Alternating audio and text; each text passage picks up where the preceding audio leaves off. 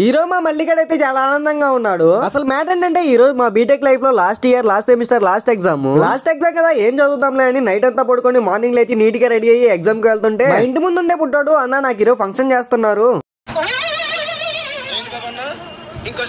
అదే మా బుడ్డోడికి ఈ రోజు పంచల్ ఫంక్షన్ చేస్తున్నారంట. ఎగ్జామ్ రాయిపోయినా పర్లేదు కానీ పక్క ఫంక్షన్ కి అయితే అటెండ్ అవ్వమంటున్నాడు. ఇంకా ఎగ్జామ్ కి వెళ్ళాం. మా సిఆర్ నా రూమ్ లో నా పెన్ను దొబ్బేసి వచ్చి మచ్చటంగా వచ్చి కాలేజీలో కూర్చున్నాడు. నా పెన్ను ఇవ్వరా అంటే నేను కొనుక్కున్నా అంటున్నాడు. ఇలాంటి దొంగనే దోస్తుగాడు ఉన్నాడు మీ రూమ్ లో కూడా ఉంటే ఈ రీల్ షేర్ చేయండి. ఇంకా అందరం ఎగ్జామ్ కంప్లీట్ చేసుకుని బయటకు వచ్చేసాం. మా మల్లిగడ్ అయితే చాలా ఆనందంగా ఉన్నాడు. ఇంకా మన లైఫ్ లో ఎగ్జామ్స్ అయిపోయాయని. మా శివగడ్ అయితే ఎగ్జామ్ అయిపోయిన తర్వాత హాల్ టికెట్ చింపేశాడు. వాడు చింపేది కాక నాది 2 ముక్కలు చేశాడు. అదే అమ్మాయిలు అయితే మాత్రం భద్రంగా బీరోలో దాచుకుంటారు. మీ గ్యాంగ్ లో కూడా అలా భద్రంగా బీరోలో దాచుకునే వాళ్ళు ఉంటే కామెంట్ చేయండి. ఇంకా మా సిఆర్ కష్టపడి దొబ్బేసుకొని వచ్చిన పెన్ను ఫుల్ లింక్ ఉందని ఎగ్జామ్ లోకి పట్టుకొని వెళ్ళాడు. అక్కడికి వెళ్ళగానే పెన్ను రాయలేదంట.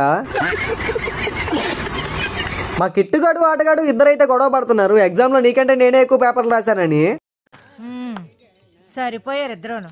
ఇంకా మా క్లాస్ బాయ్స్ గర్ల్స్ అందరం కలిసి గ్రూప్ ఫోటో దిగుదామని అయితే క్లాస్ లోకి వెళ్ళాం. కానీ కొంతమంది ఎగ్జామ్ రాయగానే ఇంటికి వెళ్ళిపోయారంట. ఇంకోసారి దిగుదాంలేని రూమ్ కి వచ్చేసాం. ఇంకా మా రూమ్ ముందుంటే పుట్టోడు ఫంక్షన్ కి అయితే వెళ్ళాం. వాటితో ఫోటో దిగుదాం అనుకుంటే వాడు ఫుల్ బిజీగా ఉండడంతో నేను చేతూ భోజనం చేసి రూమ్ కి అయితే వచ్చేసాం. ఇంకా మీరు కూడా వెళ్లే ముందు సబ్స్క్రైబ్ చేసి ఫాలో కొట్టి వెళ్ళండి. వెళ్ళొస్తాను. Bye bye.